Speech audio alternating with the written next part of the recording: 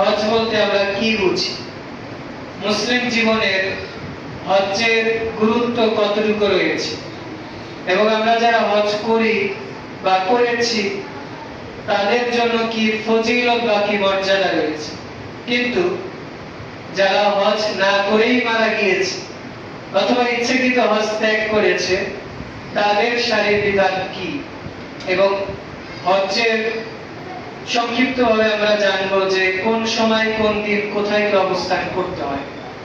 যদিও হজ্জের বিষয়টা বিশাল, 5-6 জুমা যদি ধারাবাহিক আলোচনা করা যায় তবে মোটামুটি একটা ধারণায় আসা যাবে।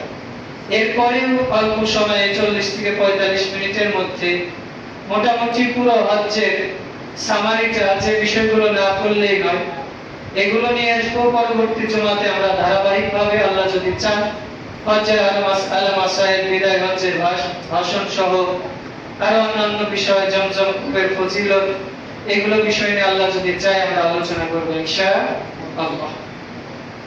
আমরা আলোচনার শুরুতে বিশেষ করে এখন হজ নিয়ে শুধু আমাদের মসজিদে নয়, সারা দেশে সহ সারা পৃথিবীতে মুসলিম যারা আমরা হজ নিয়ে আলোচনা করব বা করছি। বিশেষ করে আমরা আজকে অবস্থান করছি বাংলাদেশের শাওয়াল মাসের 28 তারিখ। আরবি ক্যালেন্ডার অনুযায়ী বা আরবি ধারাবাহিকতা অনুযায়ী গত মাস যেহেতু 30-এ গিয়েছে, এই মাস 29-এ যাবে। তার মানে সৌদি আরবে আজকে তাদের শাওয়াল মাস শেষ, আর বাংলাদেশে আগামীকাল থেকে শাওয়াল শেষ হয়ে যাবে, অর্থাৎ রবিবার থেকে জিলকদ মাস শুরু হয়ে যাবে। আমরা জানি যে আগামীকাল থেকেই বাংলাদেশের হাজিদের ফ্লাইট শুরু হয়ে যাবে। তো যারা আমরা এখানে আছি, হজ করেছি, করব বা সামনে ইচ্ছা পোষণ করেছি, অথবা অনলাইনে সরাসরি যারা যুক্ত আছি বা পরবর্তীতে শুনবো, অথবা আমরা যারা এই মেসেজগুলো আপনাদের কাছে পৌঁছে দিব, মূলত তাদের জন্য আজকের আলোচনা। শুরুতেই আমরা জানবো যে হজ কাকে বলে। হজ আরবি শব্দ, হজ্জের অর্থ হচ্ছে আল কসদু, অর্থাৎ ইচ্ছা পোষণ করা, সংকল্প করা। আমরা স্বাভাবিকভাবে যে ইচ্ছা পোষণ করি বা সংকল্প করি, এইটা হজ্জের মধ্যে ভিন্নতা রয়েছে। এটার শারীরিক পারিভাষিক অর্থ যদি দেখি তাহলে আমরা বুঝতে পারবো যে স্বাভাবিক সংকল্প, স্বাভাবিক নিয়ত আর হজ্জের মধ্যে কতটুকু পার্থক্য রয়েছে। শরীয়তের পরিভাষায় আল কসদু ইলা বাইতিল্লাহিল হারাম আল কসদি মাহসুসিল লিল আ'দাইল আ'মাল। এখানে বলা হচ্ছে যে হজ ওই জিনিসটাকে বলা হয় যেটা আল্লাহর বিধান অনুযায়ী বাইতুল্লাহতে নির্দিষ্ট পদ্ধতি অনুযায়ী নির্দিষ্ট সময়ে নির্দিষ্ট বিধান মোতাবেক যে বিধানগুলো পালন করা হয় তাকেই হজ বলা হয়।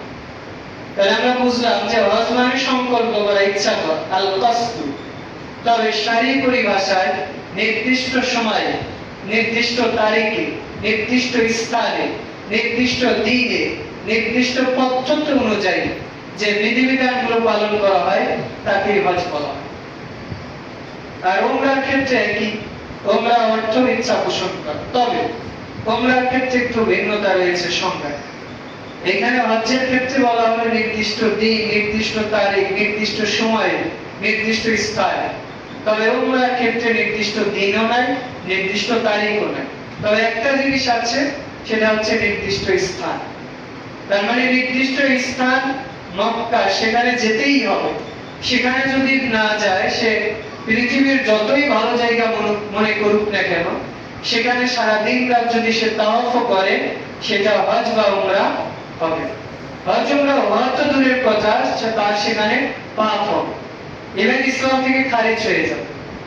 আমরা আজ থেকে 2 বছর আগে দেখেছিলাম যে নারায়ণগঞ্জে, সম্ভবত নবাবগঞ্জ থানার দিকে, ওইখানে কিছু বাউল সন্ন্যাসী টাইপের লোকেরা তারা কাবার আদালতে কিছু একটা তৈরি করেছে। তাদের ধারণা যে আমরা যারা গরিব অসহায় আছি তারা তো আরবে যে হজ করতে পারে না, তো আমরা ওই হজ্জের নিয়তে এই জায়গায় ঘুরপাক খাবো, তাহলে এটা হজ হয়ে যাবে বলে দাওয়াত দিল। যদিও তৎকালীন প্রশাসন সেটা ভেঙে দিয়েছিল। এরপর আমরা দেখেছি যে গত সরকারের আমলে, বিশেষ করে অন্তর্বর্তী সরকারের আমলেও দেখেছি আমরা রাজবাড়িতে একেবারে একজন পীরের কবর সেখানে কাবার আমলে তৈরি করেছে, সেটা ভেঙে ফেলেছে, পুড়িয়ে ফেলেছে। যদিও আমরা এখানে অনেক অনেক কথাই বলেছি, কিন্তু যদিও বিক্ষুব্ধ জনতা যেটা করেছে তাদের করা উচিত হয় না। যদি এই কাজটাই প্রশাসন করত তাহলে কোরআন সুন্নাহ মোতাবেক হয়ে যেত। এটা না করার অন্যতম দায়ী হচ্ছে প্রশাসন, ব্যর্থ অথর্ব প্রশাসন। কারণ তারা ওদেরকে প্রশ্রয় দিয়েছে, যার কারণে এই মুসলিম জনতা বাধ্য হয়ে সেটা ভেঙেছে বা পুড়িয়ে দিয়েছে। এটা সত্য মিথ্যা আল্লাহ জানে। যে গতকালকের ঘটনা আমরা হয়তো অনেকেই দেখেছি যে রাজবাড়িতে একটা লোক আজ থেকে 21 বছর আগে ইসলাম গ্রহণ করেছে। সে মুসলিম মেয়েকে বিয়েও করেছে, তার একটা সন্তানও আছে, মাদ্রাসায় পড়ে। সে বাড়িতে গিয়েছে, তার মায়েরা যেভাবেই হোক তাকে মেরে ফেলেছে বা মারা গিয়েছে। তার স্ত্রী দাবি করছে তার কোমরের পিছনে কিছু কালচে দাগ আছে। তিনি দাবি করেছে তাকে কোনো অস্ত্র দিয়ে বা কিছু দিয়ে আঘাত করার কারণে 5 মিনিট আগেই কথা বলেছিল, 5 মিনিট পরে সে কিভাবে মারা গেল। তার লাশটাকে পুড়িয়ে দেওয়ার জন্য তারা বিভিন্নভাবে পায়তারা করছে। আমরা এটার জোরালো প্রতিবাদ জানাচ্ছি। আমাদের যতটুকু শক্তি আছে মুখের মাধ্যমে বলার, যারা প্রশাসন রয়েছে, আপনারা যদি দেশের শান্তি, যদি মুসলিম হিন্দু পরস্পরে ভালোবাসা চান, তাহলে এইটা সুস্থ তদন্তের মাধ্যমে যদি সে আসলেই মুসলিম হয়, তার এভিডেভিটের কাগজ আছে, তাহলে তাকে অবশ্যই মুসলিম রীতি অনুযায়ী তাকে কবরস্থ করতে হবে। এটাই আমাদের ঈমানি দাবি। আল্লাহ রাব্বুল আলামিন ওই ভাই যদি আসলেই ঈমান গ্রহণ করে, তাকে ঈমান কবুল করে জান্নাতুল ফিরদাউসের অধিবাসী করুন। আর যারা এইভাবে মুসলিম হিন্দুর মাঝে দাঙ্গা সৃষ্টি করার চেষ্টা করছে, আল্লাহ রাব্বুল আলামিন প্রশাসনের মাধ্যমে হোক অথবা গায়বী মদদের মাধ্যমে হোক, আল্লাহ এদেরকে ধ্বংস করুন অথবা হেদায়েত করুন। আর বলছিলাম হজ্জের কথা।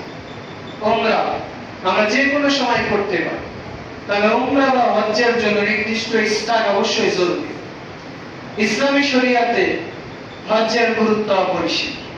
একজন মানুষের দুইটা চোখ না থাকলে যেমন সে পরিপূর্ণ সুস্থ মানুষ হতে পারে না, মানে পরিপূর্ণভাবে সুস্থভাবে দুনিয়াবি কাজ করতে পারে। একজন মানুষের দুইটা পা থাকলে না থাকলে বা একটা পা না থাকলে যেমন সে দুনিয়াবি স্বাভাবিক কাজকর্ম সঠিকভাবে করতে পারে না, ঠিক ইসলামের অন্যতম একটা স্তম্ভ হচ্ছে হজ। এই হজ যদি কারোর উপর ফরজ হয়, সে যদি ইচ্ছাকৃত হজ ত্যাগ করে, তাহলে সে ইসলাম থেকে বের হয়ে যাওয়ার সম্ভাবনা বেশি। আর কেউ যদি ইচ্ছাকৃতভাবে সেটা না করে, সে কাবিরা গুনাহ।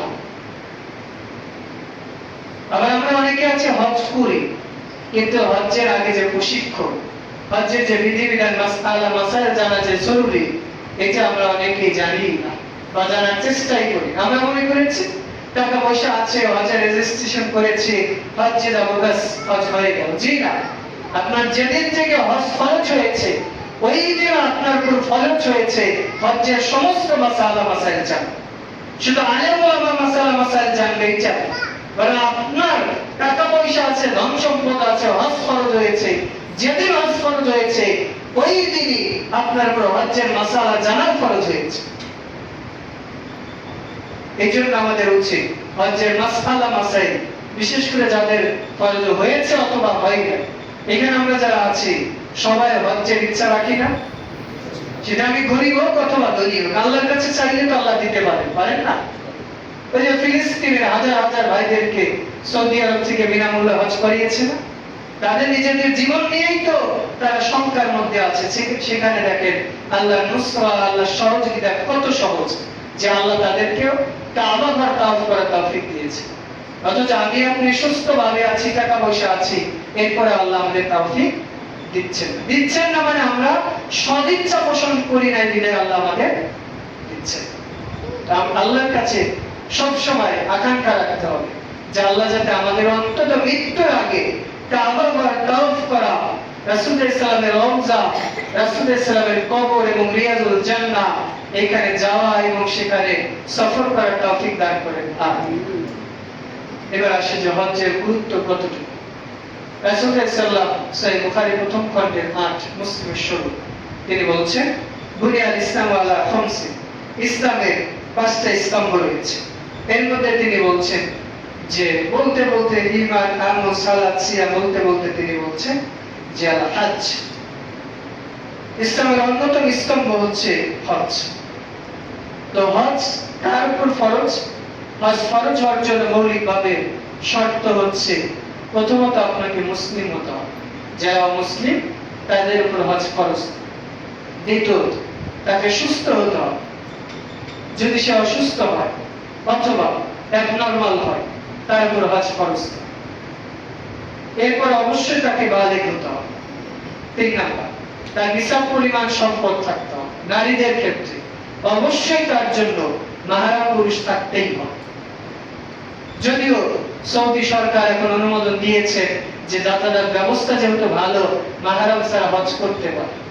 সৌদি সরকার কেন সারা দুনিয়ার মানুষ যদি একভাবে বলে যে এখন পৃথিবী নিরাপদ, মহিলারা হজ করতে পারবে, এরপরেও করতে পারবে। যদি মাহরাম ছাড়া হজ করা যদি জায়েজ হয়, রাসূলকে আবার আসতে হবে, কুরআন আবার নতুন করে নাযিল হতে হবে। রাসূল যেহেতু আসবে না, কুরআন যেহেতু নতুন করে নাযিল হবে না, মাহরাম ছাড়া হজ করতে পারবে। এটা গতকালকের ঘটনা, সত্য মিথ্যা আল্লাহই জানে, দোয়া করে যাতে সত্য না হয়। একজনের আলোচনা শুনছিলাম, তিনি বলছেন যে একজন মহিলা হজ্জে গিয়েছে মাহরাম ছাড়া, আরেকজন পুরুষও মাহরাম ছাড়া হজ্জে গিয়েছে। এইবার দুইজনের রুম প্রায় পাশাপাশি। হজ্জে যারা যায় রুম তো মোটামুটি হোটেলে পাশাপাশি হয়, তো একই সাথে থাকে। এবার পরিচয় হয়ে গেছে। মহিলাটা বলছে যে আমি তো অনেক সময় দেরিতে যাই, যখন যাবেন আমি সাথে করে ডেকে নিয়ে যাই, ব্যাস সাথে করে ডেকে নিয়ে যাই, তাহাজ্জুদে যাই, সালাতে যাই, হজ্জের সাফা মারো সাই করে সব ঠিক আছে।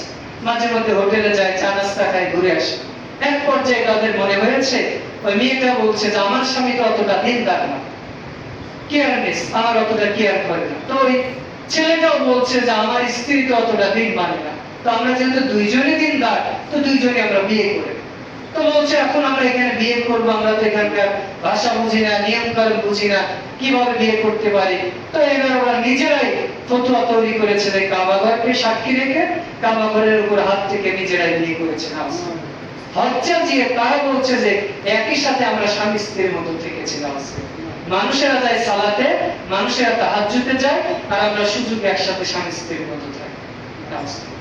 দেখেন, মাহরাম ছাড়া আল্লাহর ঘরে হারাম এলাকা, ওইখানে যে যদি এমন কাজ করতে পারে তাহলে আরো কত বড় ঘটনা ঘটতে পারে, এইটা আমার আপনার চিন্তার বাইরে। আমি আপনি যেটা সহজ মনে করছি, ইসলাম ওইটা সহজ করে না। এই জন্য তো আমরা বিশেষ করে আমাদের মাদ্রাসাতে বলে দেই যে 7-8 বছর হয়ে গেলে পর্দা করতে হবে। পর্দা কি জন্য করতে হবে? আপনার সমাজের দিকে তাকান। আজকে অনেক মেয়ে আছে নিজের পিতার কাছেই তো নিরাপদ না, শিক্ষক শিক্ষিকার কাছে নিরাপদ না, নিজের প্রতিবেশীর কাছে নিরাপদ না। এটা আপনার সমাজের ডানে বামে তাকালেই আপনি অহরহ দেখতে পাবেন। সেটা 7 বছরের বিত্তকি আর 6 বছরের একটা কিশোরী অহরহ করছে। এই জন্য ইসলাম পর্দাকে ফরজ করেছে। এই জন্য ইসলাম একজন নারীর সম্মান, ইজ্জত, হেফাজতের জন্য মাহরাম পুরুষ তার সাথে থাকা জরুরি করেছে। এই জন্য রাসূল ইসলাম বলেছেন আপনার মেয়ে ঢাকা ইউনিভার্সিটি পড়ুক, যেখানে পড়ুক না কেন সেইখানেও একা যেতে পারবে। বাংলাদেশ যতই নিরাপদ পরিবেশ হোক না কেন ও একা যেতে পারবে, ওর সাথে মাহরাম পুরুষ থাকতে হবে। অন্যথায় সে মাদ্রাসায় পড়ুক, স্কুল কলেজে ভার্সিটিতে যেখানেই পড়ুক না কেন, ওর মাদ্রাসায় পড়া যতটুকু জরুরি, ওর ভার্সিটিতে পড়া যতটুকু জরুরি, ওর ঈমান, ওর সম্মান, ওর ইজ্জত হেফাজত করা তার চেয়ে আমার আপনার উপর বেশি জরুরি। আপনার মেয়েকে, ছেলেকে আপনি বাড়ি থেকে পড়িয়ে আপনি কোরআন হাদিসের বেসিক জ্ঞান দিতে পারেন, কিন্তু আপনার ইজ্জত যদি নষ্ট হয়ে যায়, যদি ওর সম্মান নষ্ট হয়ে যায়, সংগ্রাম নষ্ট হয়ে যায়, তাহলে আপনি সারা জীবন হা হতাশ করে খুঁজে পাবেন। এই জন্য আপনার মেয়েকে আপনি যেখানেই রাখেন না কেন অবশ্যই তার সাথে মাহরাম পুরুষ রাখতেই হবে। এই জন্য তো ইসলাম একজন নারীকে রানীর মর্যাদা দিয়েছে। একজন রানী, একজন রাজা যেভাবে কোথায় গেলে একা একা যায় না বা যেতে পারে না, তার সামনে পিছনে ডিফেন্স লাগে, ঠিক একজন নারী যখন বাড়ির বাইরে বের হবে ও একা একা যেতে পারবে না, ওর সামনে পিছনে পাহারা দেওয়ার জন্য মাহরাম পুরুষ জরুরি। এই জন্য আপনার মা বোন স্ত্রী যেখানেই যাক না কেন অবশ্যই তার পর্দা এবং তার সাথে মাহারাম পুরুষ আছে কিনা এটা নিশ্চিত করবেন। আল্লাহ আমাদের সেই তৌফিক দান করুন। বলছিলাম যে হজ্জের গুরুত্ব, ইসলামের 5টি স্তম্ভের অন্যতম হচ্ছে হজ্জ। এমনকি রাসূলুল্লাহ সাল্লাল্লাহু আলাইহি ওয়াসাল্লাম বলছেন যে কোন ব্যক্তির উপর হজ ফরজ হয়েছে, সে যদি হজ না করে আল্লাহ রাসূলুল্লাহ সাল্লাল্লাহু আলাইহি ওয়াসাল্লাম বলছেন যে এই ব্যক্তির জন্য লানত আছে। আপনার হজ ফরজ হয়েছে, যত দ্রুত সম্ভব আপনার উপর হজ করাটাই জরুরি। আপনি চাইলে হজ 2-4 মাস 6 মাস পরেও করতে পারেন, তবে আপনি তো এই গ্যারান্টি দিতে পারবেন না যে 6 মাস 1 বছর 3 বছর 5 বছর পরে আপনি বেঁচে থাকবেন। এই গ্যারান্টি যেহেতু আপনি দিতে পারবেন না, তাতে যত দ্রুত সম্ভব আপনার উপর হজ ফরজ হয়েছে, আপনাকে হজ করে ফেলতে হবে। আল্লাহ আমাদের সেই তৌফিক দান করুন। এরপর হজ্জের জন্য প্রথমত আপনাকে নিয়ত করতে হবে। যদি আপনার নিয়ত বিশুদ্ধ না হয় তাহলে আপনার হজ ফরজ হবে। আপনি যদি মানুষকে সন্তুষ্ট করার জন্য বা মানুষকে দেখানোর জন্য হাজী সাহেব ইত্যাদি ইত্যাদি আলহাজ এই নাম বা এই তকমা নেওয়ার জন্য হজ করেন বা এই নিয়ত থাকে, ওই হজ কবুল হবে। 2 নম্বর, আপনি যে হজ্জের যে টাকা দিয়ে যাচ্ছেন অবশ্যই আপনার সেই টাকা সেই রিজিক হালাল হতে হবে। আপনি যদি হারাম টাকা দিয়ে হজ্জে যান, ওই টাকার হজ আল্লাহ কবুল করবে না। রাসূলুল্লাহ সাল্লাল্লাহু আলাইহি ওয়াসাল্লাম বলছেন যে হাজী ব্যক্তি যে হজ্জে এসেছে, সে যদি আল্লাহর কাছে দোয়া করে আল্লাহ তার দোয়া কবুল করবেনই করবে। মা যদি, পিতা যদি তার সন্তানের জন্য দোয়া করে আল্লাহ কবুল করবেনই করবে। মাসরুম যদি জালেমের জন্য দোয়া করে আল্লাহ কবুল করবেনই করবেনই। যদি সন্তান তার পিতামাতার জন্য দোয়া করে, মুসাফির যদি আল্লাহর কাছে দোয়া করে আল্লাহ তার দোয়া কবুল করবেনই করবে। তবে ওয়ামালবাসু হারামু ওয়া মাশরাবু হারামু ওয়া গুদ্দিয়া বিল হারাম, সে যে খাদ্যটা খেয়েছে ওইটা হারাম টাকার খাদ্য। ও যে পোশাক পরেছে এই হারাম টাকা দিয়ে পোশাক কিনেছে। ওয়া গুদ্দিয়া বিল হারাম, ওর পুরো বডিটা ওর দেহটাই গঠিত হয়েছে হারাম খাদ্য দিয়ে। আল্লাহ কিভাবে ওর দোয়া কবুল করতে পারে? তার মানে হারাম টাকা দিয়ে আপনি টাকা হালাল করার জন্য যদি হজ্জে যান, ওই টাকা দিয়ে হজ কবুল হবে। হজ্জে যাওয়ার জন্য অবশ্যই আপনাকে হালাল টাকা দিয়েই আপনাকে হজ করতে হবে। অন্যথায় আপনি কাবার গিলাফ ধরে কান্না করতে করতে যদি মরে যান, আল্লাহ আপনাকে ক্ষমা করবে। এটা আল্লাহর ওয়াদা। রাসূলুল্লাহ সাল্লাল্লাহু আলাইহি ওয়াসাল্লাম বলছেন যে লা ইয়াদখুলুল জান্নাতুন জাসাদুন গুদ্দিয়া বিল হারাম, ওই দেহ কোশ্চিন কালে জান্নাতে যাবে না যে দেহ হারাম খাদ্য দ্বারা পরিপুষ্ট, যে দেহ হারাম খাদ্য দ্বারা গঠিত হয়েছে, ওই দেহ কোশ্চিন কালে জান্নাতে যাবে। এরপর হজ করার আগে আমাদের তওবা ইস্তিগফার করতে হবে যে আল্লাহ, আমরা জেনে হোক বা না জেনে হোক জীবনে অনেক গুনাহ করেছি, অনেক পাপ করেছি, আল্লাহ আপনি মাফ করেন। এইভাবে কাকুতি মিনতির সাথে আল্লাহর কাছে তওবা ইস্তিগফার ক্ষমা চাইতে হবে। আল্লাহ বলছেন সূরা নূর 24 নম্বর সূরা 31 নম্বর আয়াত, তুবু ইলাল্লাহি জামিআ আইয়ুহাল মুমিনুন, হে ঈমানদারেরা, হে মুমিনেরা, তোমরা যারা আছো সবাই আল্লাহর কাছে তওবা করে ইস্তিগফার করো যে আমি ভুল করেছি, আমি পাপ করেছি, আমি গুনাহ করেছি। আল্লাহ আপনি তো রহমশীল, আপনি তো দয়াশীল, আমার পাপ ক্ষমা করেন, আমার গুনাহ ক্ষমা করেন। এইভাবে তওবা ইস্তিগফার করে এরপর হজ্জে যেতে হবে। 4 নম্বর, মানুষের যে হক আছে, বান্দার হক অবশ্যই আদায় করতে হবে। আপনি যদি আপনার ভাইয়ের হক নষ্ট করেন, আপনার পরিবারের কারো হক নষ্ট করেন, বোনের হক নষ্ট করেন, প্রতিবেশীর হক নষ্ট করেন, তার কাছেই তওবা করতে হবে, তার কাছেই ক্ষমা চাইতে হবে, তার হক ফিরিয়ে দিতে হবে। অন্যথায় আল্লাহ আপনার হজ বা উমরা কবুল করবেন। এরপর 5 নম্বর, হজ্জে যাওয়ার পূর্বে হজ্জের যে মৌলিক মাসাইল রয়েছে এগুলো অবশ্যই আপনাকে জানতে হবে। হজ কখন করবেন, কখন আপনি ইহরাম বাঁধবেন, কোথায় আপনি সাফা মারওয়াতে কখন থাকবেন, কখন সাই করবেন, মিনায় কখন অবস্থান করবেন, কখন আপনি কঙ্কর নিক্ষেপ করবেন, কখন আপনি মাথা নেড়া করবেন বা চুল কর্তন করবেন, অথবা আপনি কখন থেকে হজ্জের তালবিয়াত করবেন। এই যে হজ্জের বিভিন্ন মাসাইল রয়েছে এগুলো আপনাকে জানতেই হবে। হজ্জের পূর্বে অর্থাৎ হজ্জে যাওয়ার আগে হজ্জের প্রশিক্ষণ আপনাকে দিতেই হবে। আপনি কিভাবে ইহরাম বাঁধবেন, কিভাবে হজ্জের তালবিয়া করবে, অথবা আপনি কোন জায়গা থেকে আস্তে দৌড় দিবেন, কোন জায়গায় জোরে দৌড় দিবেন, কোথায় থেকে আপনি দৌড়ানো শুরু করবেন, এই যে মৌলিক বিধিবিধান রয়েছে এইগুলো আপনাকে আমাকে জানতেই হবে। আল্লাহ আমাদের তৌফিক দান করুন। হজ্জের ফজিলত রাসূল সাল্লাল্লাহু আলাইহি ওয়াসাল্লাম বলছেন, আল হজ্জুল মাবরুরু লাইসা লাহু জাযাউ ইল্লাল জান্নাহ। রাসূল সাল্লাল্লাহু আলাইহি ওয়াসাল্লাম বলছেন যে কারো যদি হজ কবুল হয়ে যায় তার প্রতিদান জান্নাত ছাড়া অন্য কিছু হতে পারে না। রাসূল সাল্লাল্লাহু আলাইহি ওয়াসাল্লাম আবার বলছেন সহিহ মুসলিমের বুখারীর 1521 নম্বর হাদিস, যে কোন ব্যক্তি হজ্জে গিয়েছে ফালা ইয়ারফুস ওয়ালা ইয়াফসুক, হজ্জে যে অশ্লীল কোন কথা বলে, অশ্লীল কোন কাজ করে না। অশ্লীল কথা বলে নাই মানে কাউকে হজ্জে সে গিয়েছে, কেউ হয়তো তাকে ধাক্কা দিয়েছে, ফেলে দিয়েছে বা পায়ের নিচে ফেলেছে, কাউকে গালিও দেয় নাই, কটু কথাও বলে নাই, অথবা অশ্লীল কাজ করে নাই মানে ইউটিউব ফেসবুকে যে আজে বাজে কোনো কিছু দেখে নাই, অযথা সময় ব্যয় করে নাই, এমন যদি কেউ করে রাজাকা ইয়াউমি ওয়ালাদুহু উম্মু, এই ব্যক্তি এমন ভাবে ফিরে আসে একজন মা যেইভাবে একজন নিষ্পাপ শিশুকে প্রসব করে, একজন বাচ্চা যেমন মাসুম নিষ্পাপ হয়ে যায়, একজন হজ পালনকারী ব্যক্তি এইভাবে মাসুম বা নিষ্পাপ হয়ে যায় বলে সুবহানাল্লাহ। রাসূল সাল্লাল্লাহু বলছেন যে সাদা পরিষ্কার দুধ যেরকম স্বচ্ছ, ওর মধ্যে ময়লা আবর্জনা যেমন দেখা যায় না, একজন হজ পালনকারী হজ যখন কবুল হয়ে যায় তখন এই ব্যক্তি এমন মাসুম নিষ্পাপ হয়ে যায়, তার মধ্যে আর কোনো গুনাহ খাতা, কোনো পাপ বলতে আর কিছুই থাকে না। সুবহানাল্লাহ।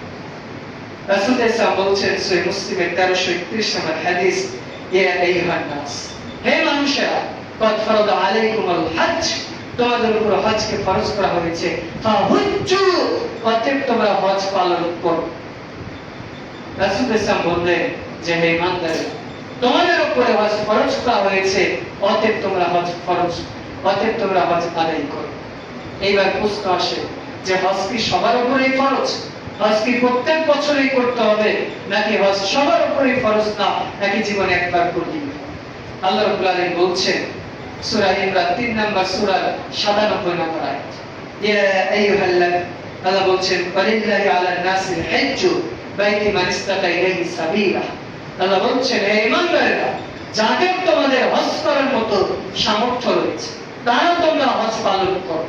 তো সামর্থ্যের ব্যাখ্যায় আব্দুল্লাহ ইবনে আব্বাস রাদিয়াল্লাহু তাআলা আনহু তাফসীর ইবনে কাসীরে বলছেন মৌলিকভাবে সামর্থ্য বলতে এখানে দৈহিক, দৈহিক বলতে শারীরিকভাবে সুস্থ থাকা এবং আর্থিকভাবে হজ্জে যাওয়া এবং আসার মতো নিসাব পরিমাণ সম্পদ, এবং যতদিন তিনি হজ্জে থাকবে ততদিন তার পরিবার যাতে সচ্ছলভাবে চলতে পারে, এইরকম যদি তার টাকা পয়সা থাকে তাহলে এই ব্যক্তির উপর হজ ফরজ।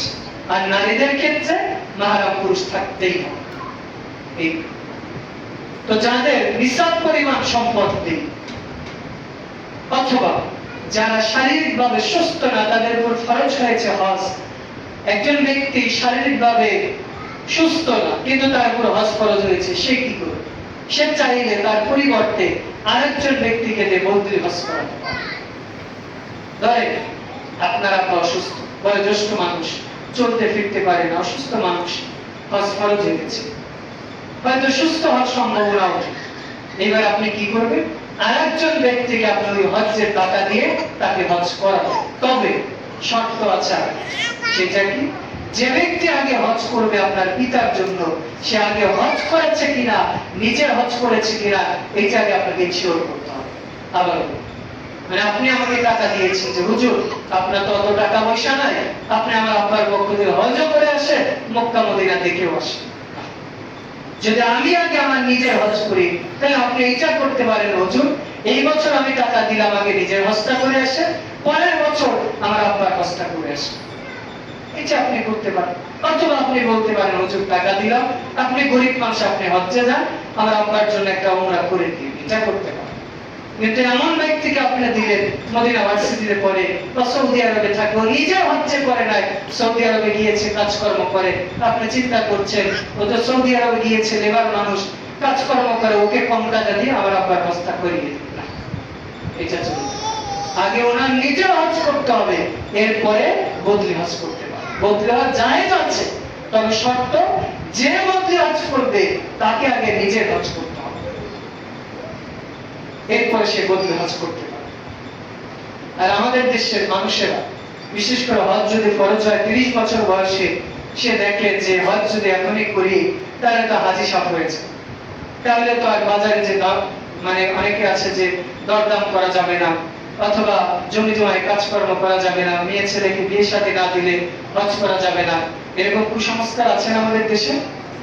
আমাদের দেশে অনেকের মধ্যে এরকম কুসংস্কার আছে যে হজ্জে যাওয়ার আগে যদি ছেলে মেয়েকে বিয়ে শাদী না দেয়, অথবা সে তার ঋণ গুলো আছে বা ইত্যাদি ইত্যাদি বিভিন্ন কুসংস্কার আছে, এগুলো সব ভুল।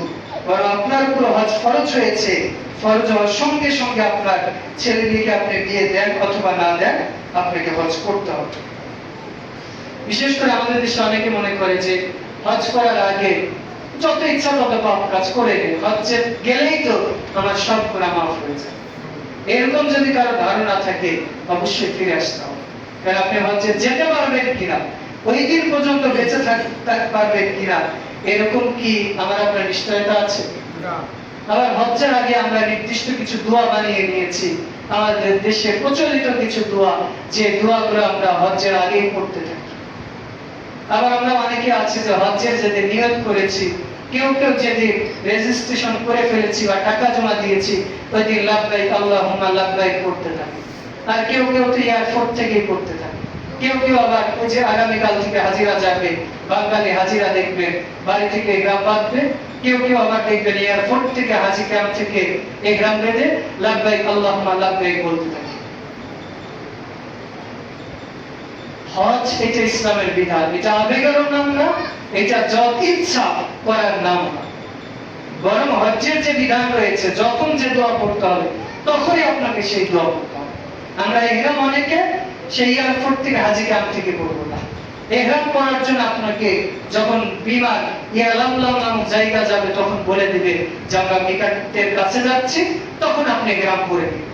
আর যদি একান্তই আপনি মনে করেন যে পড়তে পারবো না, সর্বোচ্চ আপনি এয়ারপোর্ট থেকে আপনি পড়তে পারেন, তবে উত্তম হচ্ছে আপনাকে অবশ্যই উত্তম আপনাকে ইয়ালামলাম নামক জায়গা ওখানে যেই পড়তে হবে। তবে আপনি যদি লাব্বাইক হাজ্জাতান লাব্বাইক উমরাতান লাব্বাইক আল্লাহুম্মা লাব্বাইক বলে বলে বাড়ি থেকে বের হয়, অনেক এলাকা তো আছে যে তাজিয়া মিছিলের মতো, ওই যে যখন হাজিরা বাড়ি থেকে বের হয় তখন এইভাবে দিয়েছে। অনেক সময় তো দেখি যে গত বছর পাবনাতে গিয়েছিলাম হজ্জের আগে, দেখি যে মোটামুটি 8-10 জন হাজি সাহেব বিমান ইয়াতে উঠবে, ট্রেনে উঠবে, ওরকম তাকবীর দিয়ে এমন ভাবে ছেলে ঠুলে, হাজিদের তো মোটামুটি প্রত্যেক হাজির 2-4টা ব্যাগ থাকে। তো আপনি হজে যাচ্ছেন ভালো কথা, আপনি প্রাইভেট কারে যান, যদি আপনি 10 লাখ 7 লাখ টাকা খরচ করতে পারেন, আর 5 লাখ টাকা আপনি 5 লাখ টাকা কেন খরচ করতে পারেন? মাত্র 5-7 হাজার বাঁচানোর জন্য শত শত মানুষকে কষ্ট দিচ্ছে। ট্রেনের মধ্যে আরো অসংখ্য যাত্রী আছে, তারা দাঁড়াতে পারছে না, বসতে পারছে না। ধরেন 10 জন যদি হাজি হয়, তার 20টা 30টা যদি ব্যাগ হয়, পুরো ট্রেনের অর্ধেকই তো ভরে যাবে।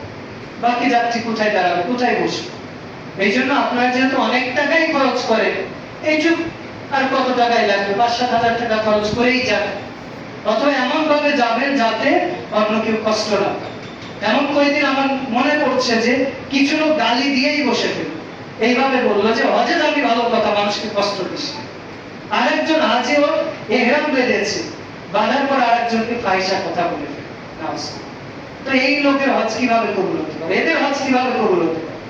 আমরা বাঙালি এমনই জাতি, হজ্জে যাওয়ার সময় গাঁজা নিতেও ভুলি না। বাঙালি এমন একটা আমরা জাতি, হজ্জে যাই ইয়াবা, গাঁজা খায়, সিগারেট।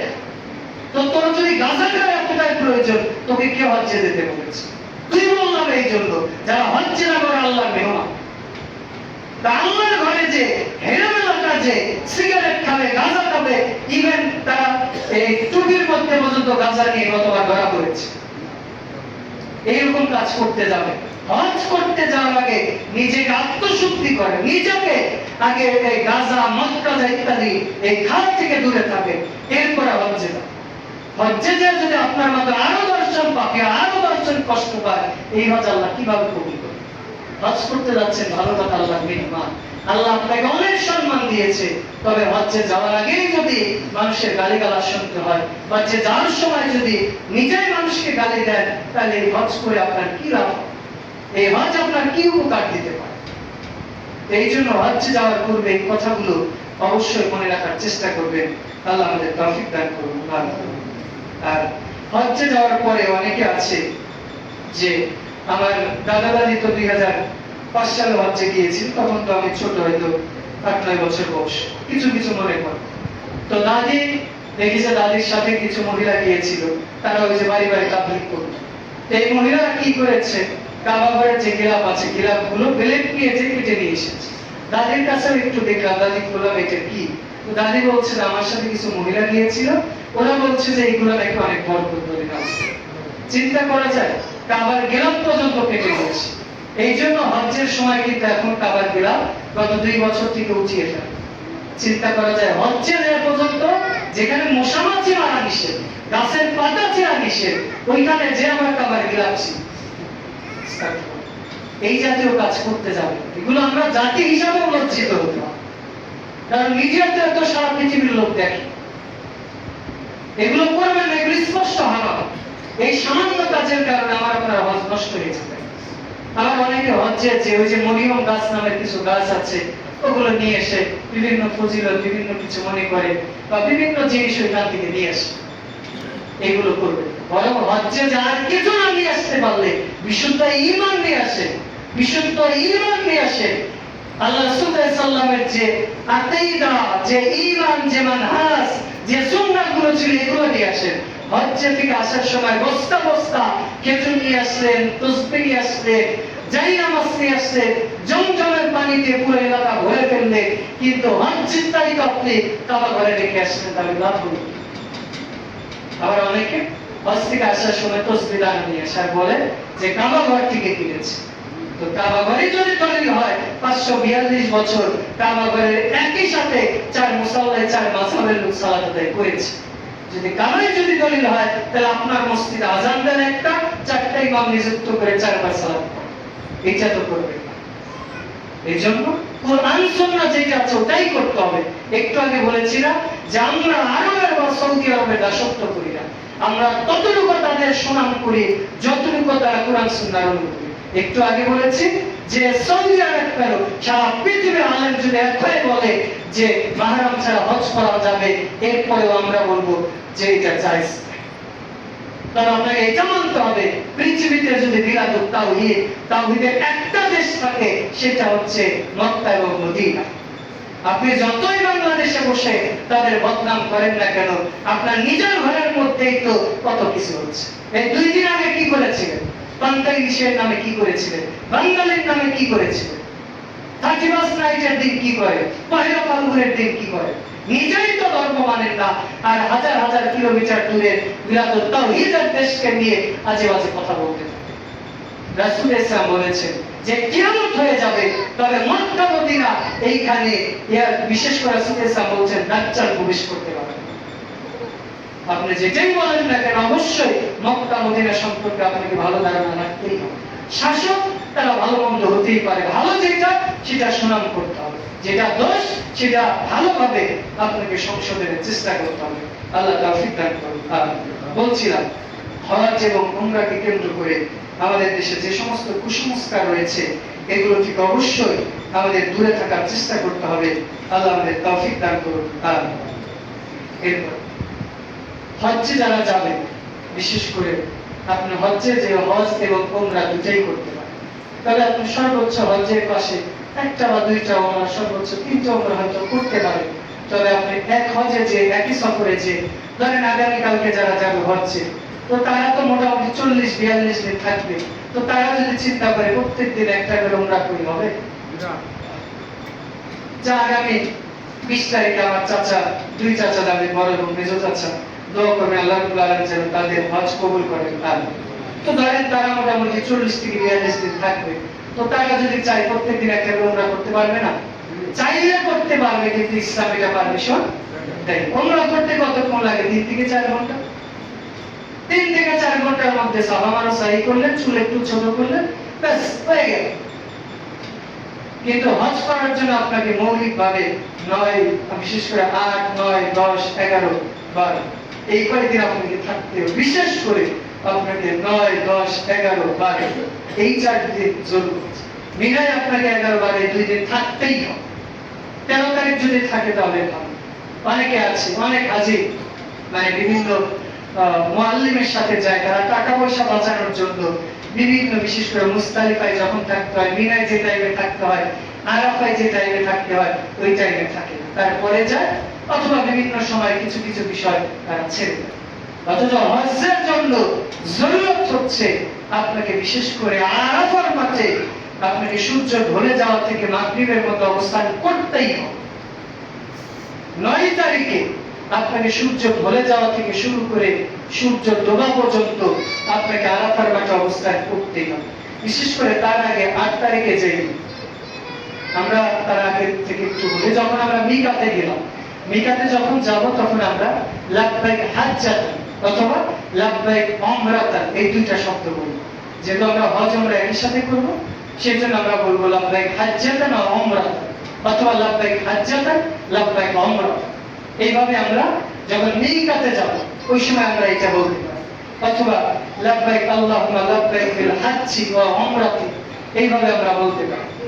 এরপরে আমরা বিশেষ করে 8 তারিখের দিন আমাদের জরুরত হচ্ছে আমরা ওযু গোসল করে লাব্বাইক হাজ্জাতান বলে হজ্জের ইহরাম করব।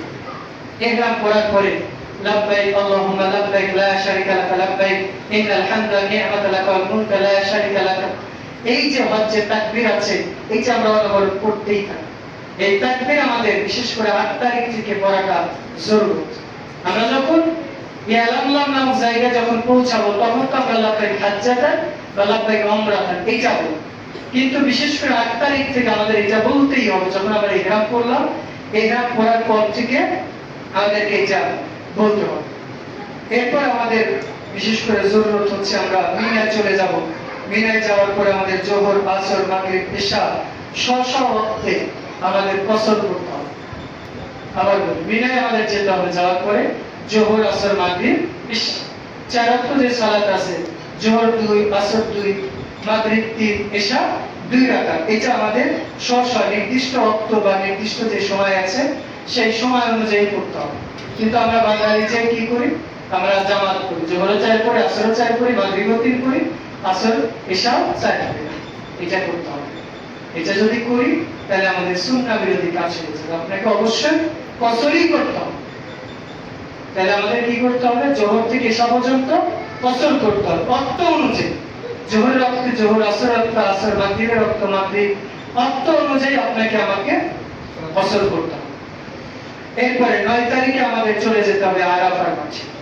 সূর্য ওঠার পরে আমরা মিনা থেকে রওনা হয়েছে। বিশেষ করে এখন তো গাড়ি ঘোড়া আছে, খুব সহজেই আমরা সেখানে যেতে পারি।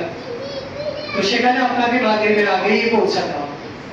যদি কোনো কারণে দেরি হয়ে যায়, এরপরে আপনাকে আরাফাতে যেতেই হবে। আরাফায় আপনাকে 1 ঘন্টা হলে অবস্থান করতেই হবে। যদি আরাফায় অবস্থান না করেন তাহলে হজ্জের যে ওয়াজিব এইটা কারণে আপনার হজটাই বাতিল হয়েছে। তাহলে আমাদের কি করতে হবে, 9 তারিখ মাগরিবের আগেই আমাদের আরাফার মাঠে পৌঁছে যেতে হবে। সূর্য ঢলে যাওয়া থেকে মাগরিবের মধ্যে সেখানে আমাদের অবস্থান করতে হবে। এরপরে সূর্য ঢলে গেছে, মাগরিব কিন্তু পড়া যাবে, মাগরিবের আযান হয়ে গেছে, বা আপনি কোনো কারণে আসতে দেরি হয়ে গেছে, মাগরিবের পরে এসেছেন, ইশা ওয়াক্ত হয়ে গেছে, যতই হোক না কেন আপনি ওইখানে মাগরিব পড়তে পারবেন না, চলে যেতে হবে আপনাকে মুজদালিফা। রাত যদি 3টাও বাজে, ফজর ওয়াক্তও যদি হয়ে যায়, ফজর আগের টাইমেও যদি আপনি মুজদালিফায় পৌঁছান, তাও আপনাকে মাগরিব ইশা একসাথে আপনাকে মুজদালিফাতেই করতে হবে। বুঝতে পেরেছেন? তাহলে আমাদের আরাফার মাঠে আমরা মাগরিব পর্যন্ত অবস্থান করার পরে মুজদালিফাতে চলে যেতে হবে। মুজদালিফায় যে আমরা কি করব, মাগরিব ইশা সেখানে আমাদের পড়তে হবে। করার পরে এবার আমরা সেখানে রাত যাপন করলাম। এই রাতে আমাদের নফল তারাবি তাহাজ্জুদ কিছুই পড়তে হবে। আমরা ওখানে গিয়েছি, যাওয়ার পর রাতের বেলা ঘুমিয়ে যেতে হবে, এই যে আমার ইবাদত। আমরা হজ্জের যে তাকবীর সেগুলো তো আমরা করব। করার পরে 10 তারিখে আমাদের সূর্য ওঠার পরে বরজ আমরা যেখানে সেখানে আমাদেরকে পাথর নিক্ষেপ করতে হবে। পাথর নিক্ষেপ করার পরে আমরা কোরবানি করব। কোরবানিটা অবশ্যই যারা আমরা হাজি আছি নিজের হাতেই করা সুন্নাহ, নিজের হাতে করাই সুন্নাহ। তবে আমরা যদি ওরকম পরিস্থিতি না পাই, তাহলে যেহেতু তারা বিশ্বস্ত সৌদি আরবে যে কাফেলা আছে বা সরকারি ভাবে, তবে আমরা যেখানে জমা দিব, অনেক মুআল্লিম আছে আপনি টাকা জমা দিবেন ও নিজে খেয়ে দেবেন, অনেক আছে, এটা আমরা নিজেরা জানি, আমাদের কাছে অনেক অভিযোগ করে। এই জন্য যে হজ কাফেলার সাথে যান সেগুলো অথেন্টিক কিনা সেটা আপনারা যাচাই বাছাই করে যাবেন। আমাদের সহি আকীদা যদি আপনারা খুঁজে না পান, তাহলে আমাদের পরিচিত অনেকে আছে, যে আমাদের ওখানে দুইটা আছে, আমাদের পরিচিত অনেকে আছে, তাদের সাথে যোগাযোগ করে যেতে পারেন। 5 টাকা 5,000 10,000 বেশি খরচ করে, কিন্তু 10,000 টাকা বাঁচানোর জন্য এমন কাফেলার সাথে যাবেন না যে আপনি দিলেন কোরবানির টাকা 20,000 সে 10,000 জমা দিয়ে 10,000 নিজের পকেটে। বলতে খারাপ লাগে অনেকে আছে, কিন্তু না যদি বলি তাহলে অনেকে আপনারা এই ভুলটা করে ফেলেন। আপনি যাকে দিবেন আপনার মুআল্লিম বলবেন যে আমার রিসিপ্ট চাও। আপনি পড়তে জানেন অথবা না জানেন, 2 অক্ষরটা তো একটু এরকম দেখবেন যে 20 এর মতো 2 দেখা যায় কিনা, অথবা যারা পড়তে জানে তাদের অথবা যারা আরবিয়ান আছে বা ওখানে যারা দূরভাষী আছে তাদের বলবেন যে দেখেন তো ভাই ঠিক আছে কিনা, বা দেখালে ওরা আপনাকে পড়ে শোনাবে। আপনি হজ্জে যাচ্ছেন লাখ লাখ টাকা খরচ করে, কুরবানি হচ্ছে কিনা, সঠিক জায়গায় যাচ্ছে কিনা, এটা আপনাকে অবশ্যই দেখতে হবে। এরপর আপনার জন্য যেটা জরুরি, কোরবানির আগে আপনি মাথা মুন্ডন করতে পারেন, মানে চুলটা কেটে ফেলতে পারেন। তবে এখানে 2টা অবস্থা, একটা আমরা হজ্জে চুল কেটেও ফেলতে পারি, মানে নেড়া যেটা এটাও করতে পারি, আবার খাটোও করতে পারি। তবে উত্তম হচ্ছে নেড়া করে ফেলা, একেবারে ছোট করে ফেলা। তবে 0 সাইজ যেটা এটাও আমরা করতে পারি, উত্তম। আমরা এত টাকা খরচ করতে যাচ্ছি, উত্তমটাই করব, নেড়া করে ফেলবো, এটাই হচ্ছে উত্তম, এটাই ভালো। এরপরে আমরা এবার হালাল হয়ে গেলাম, যখন আমরা মাথাটা নেড়া করলাম হালাল হয়ে গেলাম, বলতে স্ত্রীর সাথে ফিজিক্যাল সম্পর্ক ছাড়া আমরা সবকিছু এবার আমাদের জন্য বৈধ হচ্ছে। এরপরে আমাদেরকে বিশেষ করে তাওয়াফে ইফাদা এবং সাই করতে হবে। তারপরে আমাদেরকে 11, 12 এবং 13 এই 3 দিন আমাদের মিনায় অবস্থান করতে হবে। আবার বলছি 11, 12, 13 এই 3 দিন মিনায় আমাদের অবস্থান করতে হবে। বিশেষ করে 11 এবং 12 2 দিন অবস্থান করতেই হবে। যদি কারো খুব জরুরত থাকে সে পরের দিন অবস্থান 13 তারিখ অবস্থান না করলেও। আর মহিলাদের যদি এর মধ্যে মেন্স শুরু হয়ে যায় তাহলে তাদেরকে অবস্থান না করলেও। তবে মহিলাদের যদি কাবাঘর সাই করার সময়, তাওয়াফ করার সময় মেন্স শুরু হয় তাহলে তারা হজ করতে পারবে। হজের বাকি যে কাজ এগুলো করতে পারবে। তারা পরের বছর আবার যদি সামর্থ্য থাকে হজ করবে। তবে মুসলিম ডাক্তারের পরামর্শ নিয়ে যদি কোনো মহিলা ধরেন আজকে যাচ্ছে আগামীকাল যাবে, 40 দিনের মধ্যে তো তার মেন্স হয়ে যেতে পারে, সে চাইলে তার স্বাভাবিক মেন্স যখন হয় অথবা মুসলিম ডাক্তারের পরামর্শক্রমে কিছু ওষুধের মাধ্যমে সাময়িক সময়ের জন্য সে বন্ধ করে রাখতে পারে। কিছু কিছু মুহাদ্দিসের মত এটাই, কারণ সে এত টাকা খরচ করে গেল, যদি হজটাই না করতে পারে পরের বছর সে নাও যেতে পারে, নাও সামর্থ্য থাকতে পারে। আয়েশা রাদিয়াল্লাহু তাআলা কেঁদে ফেলেছে, আল্লাহ রাসূল আমি তো করতে পারবো না। তখন তিনি বলছেন যে কাবাঘর সাইয়ের সময় তুমি দূরে থাকো, বাকি কাজ করো, পরের বছর যদি তোমার সামর্থ্য থাকে পরের বছর তুমি হজ করো। সুবহানাল্লাহ। এই জন্য মা বোনরা চেষ্টা করবেন, যদি ওষুধ খেলে সমস্যা হয় তাহলে আপনার খেতে হবে, যদি সমস্যা না হয় মুসলিম অথেন্টিক যারা ডাক্তার আছে তাদের পরামর্শ ক্রমেই আপনাকে করতে হবে। এরপরে বিদায় তাওয়াফ যেটা, এটা আমাকে আপনাকে করতে হবে, এটা কিন্তু জরুরি। আবার বলছি বিদায় তাওয়াফ যেটা, এটা আপনার জন্য জরুরি। আপনি 12 তারিখ রাত যাপন করে আসেন অথবা 13 তারিখেই চলে আসেন, আপনাকে বিদায় তাওয়াফ যেটা, এটা আপনাকে করতেই হবে। এটা কিন্তু হজ্জের একটা ওয়াজিব। তবে হজ্জের ওয়াজিব যদি আপনার ছুটে যায় এর জন্য দম দিতে হবে। দম বলতে একটা ছাগল, অথবা আপনাকে 6 দিন সিয়াম রাখতে হবে, অথবা একটা দাস মুক্তি করে দিতে হবে। কোনো কোনো রিওয়ায়াতে পাওয়া যায় যে 6 জন মিসকিনকে খাওয়ানো, সাহারি ইফতারি যত খরচ হয় এটা দিতে হবে। তবে উত্তম হচ্ছে আপনি একটা ছাগল, মোটামুটি 15 থেকে 20 হাজারের মধ্যে যে একটা ছাগল হয় এরকম টাকা আপনি দিয়ে দিবেন, এটা হচ্ছে জরিমানা আপনার জন্য। এটা হচ্ছে মৌলিকভাবে হজ্জের বিধান। এরপরে যখন আমরা বাড়িতে ফিরে আসবো তখন বিসমিল্লাহি তাওয়াক্কালতু আলাল্লাহ যে দোয়াটা বলেছিলাম, এই দোয়া, এরপরে সফরের যে দোয়াগুলো আছে এই দোয়াগুলো বলে আমরা স্বাভাবিকভাবে হজ থেকে ফিরে আসবো। মৌলিকভাবে এটা হচ্ছে সংক্ষিপ্ত হজ্জের গুরুত্ব, ফজিলত এবং সংক্ষিপ্ত হজ্জের বিধিবিধান। এর জন্য আমরা যারা হজ্জে যাচ্ছি বা যাব বেশি বেশি আল্লাহর কাছে। তবে আমরা হচ্ছে যে কাবা ঘরের বিভিন্ন জায়গায় ধরে বুকের সাথে লাগিয়ে চুমুক দেয় বা বিভিন্ন কোনায় যে বুকের সাথে লাগিয়ে আলিঙ্গন করি, এটা করতে হবে। নির্দিষ্ট যে জায়গাগুলো রয়েছে হাজারে আসওয়াদ চুম্বন করতে হবে। রাসূল সাল্লাল্লাহু আলাইহি বলছেন যে হাজারে আসওয়াদ চুম্বন করলে তার যত গুনাহ আছে আল্লাহ সব মাফ করে দেন। সুবহানাল্লাহ। তবে কেউ যদি চুম্বন না করতে পারে, দূর থেকে হাত দিয়ে ইশারা করলে সেটাই হয়ে যায়। তবে ধাক্কা ধাক্কি করে ঠেলাঠেলি করে যেতেই হবে, এরকম করতে হবে। আর হচ্ছে যদি কেউ মারা যায়, রাসূল সাল্লাল্লাহু আলাইহি ওয়াসাল্লাম বলছেন তাদের জানাজা হবে, তবে তাদের চেহারা ঢাকতে হবে। সুবহানাল্লাহ। কারণ তারা কিয়ামতের মাঠে আল্লাহর কাছে লাব্বাইক আল্লাহুম্মা লাব্বাইক বলতে বলতে সুবহানাল্লাহ। আল্লাহ যাদেরকে এরকম তৌফিক দিবেন আল্লাহ কবুল করুন। তবে হজ্জে যে অতি আবেগী হয়ে বয়স্ক মানুষ হাঁটতে পারেন না, তাদের জন্য বিভিন্ন লোক আছে, পিঠে করে বা মেশিনের মাধ্যমে ঘোরানোর ব্যবস্থা আছে, ওইটা আপনি একটু টাকা খরচ করে করবেন। কিন্তু আপনি ধাক্কা ধাক্কি করে যদি আফ্রিকানদের ধাক্কায় পড়েন, তাহলে তো আপনি পায়ের নিচে পড়ে যাবেন।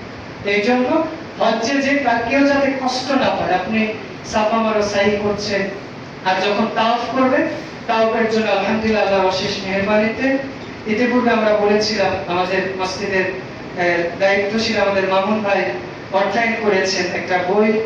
আমি ইতিকাফে বসে আলহামদুলিল্লাহ লিখেছিলাম হজ ও উমরা বই। এই বইটা আজকেই বের হয়েছে একটু আগে। আপাতত আমরা 1100 কপি বই ছাপাচ্ছি, 100 কপি আজকে নিয়ে এসেছি, বাকি বইগুলো আমরা পরে নিয়ে আসবো।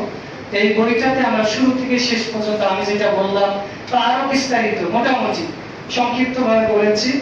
এবং আমাদের বাংলাদেশের প্রসিদ্ধ আলেম শাইখ আব্দুল্লাহ শাহিদ মাদানী হাফিজাহুল্লাহ তিনি এই বইটা দেখে দিয়েছেন। এমনকি আপনাদের জন্য আরো একটা সহজ করে দিয়েছি, মক্কা মদিনা একটা আরেকটা থেকে কতটা দূরত্ব, এই যে কোনটা থেকে আপনি সাই শুরু করবেন, আপনাকে এখানে ছবি সহ দিয়ে দিয়েছি। এখানে মোটামুটি 96 পৃষ্ঠার বই। আমরা হজ্জের মোটামুটি চেষ্টা করেছি আমার জ্ঞান অনুযায়ী, ভুলের উঠতে কেউ না, মাত্র আল্লাহর অশেষ রহমতে ইতিকাফে থেকে যে 2টা বই লিখেছি, তার এই বইটা সম্ভবত 2.5 বা 3 দিনে লেগেছে লিখতে, আরেকটা বই 2 দিনে লিখেছি। ওইটা আগামী সপ্তাহে বের হওয়ার কথা, সামনের সপ্তাহে। কিন্তু আমাদের জাকারিয়া স্যার একটু অসুস্থ, দোয়া করবেন আল্লাহ তাকে শিফা আজলা হায়াতে তাইয়্যিবা দান করুন। উনি মোটামুটি বইটা 3 ভাগের 1 ভাগ দেখে দিয়েছেন। যদি উনি দেখে দেন তাহলে হয়তো আগামী সপ্তাহ বা তারপরের সপ্তাহে ইনশাআল্লাহ আসবেন। ও বইটাও আমাদের মামুন ভাই অর্থায়ন করেছেন, দোয়া করবেন আল্লাহ যাতে কবুল করেন। আমিন। মোটামুটি আমরা 100 কপি বই নিয়ে এসেছি। আমরা এটা অফিশিয়াল ভাবে আজকে উন্মোচন করব এবং 100টা বইয়ের মধ্যে আমরা মোটামুটি হয়তো 80টা বই আজকে ফ্রিতে বিলি করব। তবে যাদের প্রয়োজন তারাই নেবে, এমনিতেই বইটা দেখতে ভালো চকচকে এই জন্য নেবেন। এই বইটা লিখতে কতটা আমি যতটা কষ্ট করেছি, আমার যে আব্দুল রহিম ভাই এসেছে, এরপরে যারা এই বইটার জন্য বিশেষ করে প্রেসের যিনি, উনিও আমাদের তিনি ভাই প্রচন্ড কষ্ট করেছে। আমি তো লিখেছি মাত্র 2.5 দিন, ওনারা 5-7 দিন কেটে কেটে অনেক পরিশ্রম করেছে আল্লাহর কাছে। এমনকি প্রেসের যিনি, উনি কালি খরচ বা আরো যে লেবার খরচ উনি এটা নিজ খরচে দিয়ে দিয়েছেন। সুবহানাল্লাহ। আল্লাহ অনেকটাই সহজ করে দিয়েছেন। দোয়া করছি যারা এই বইটার জন্য প্রকাশ্যে গোপনে সার্বিকভাবে সহযোগিতা করেছেন, আল্লাহ কবুল করুন। তবে যদি আপনারা চান যে এই বইটা নেবেন, কিছু টাকা দিয়ে যাবেন, সেটা দিতে পারেন। এই বইটা 30 টাকা করে যদি কেউ কিনতে চান, অথবা যদি বেশি বা কম দিতে চান, ওই টাকা দিয়ে আমরা আবারও বই ছাপিয়ে আরো বিনামূল্যে দিব। নিয়ত আছে যে আগামী মঙ্গলবার বিমানবন্দরে যেহেতু আমার 2 চাচা হজ্জে যাবে, ওখানে মোটামুটি আমরা কিছু বই 200-250 বই আমরা সৌদি আরবে পাঠাবো, আল্লাহ যদি তৌফিক দেন ইনশাআল্লাহ। দোয়া করবেন আল্লাহ রাব্বুল আলামিন যেন আমাদের এই খেদমতকে কবুল করে নেন। আমিন। আল্লাহর কাছে দোয়া করছি আল্লাহ হজ নিয়ে যে আলোচনা করলাম, এর মধ্যে যে ভালো কথাগুলো আলোচনা করেছি, এগুলো আপনার পক্ষ থেকে শোনার পাশাপাশি আমাকে সব প্রত্যেককে মেনে চলার তৌফিক দান করুন। আমিন। আল্লাহ আমরা যারা হজ্জের নিয়ত করেছি, আমাদের দ্রুত হজ করার তৌফিক দান করুন। আমিন। আল্লাহ বিশেষ করে আমরা যাদের হজ করার তৌফিক নেই, আমরা নিয়ত করেছি, আল্লাহ আপনি আমাদের শারীরিক, মানসিক, অর্থনৈতিক ভাবে তৌফিক দিয়ে দিন। আমিন। আমরা যারা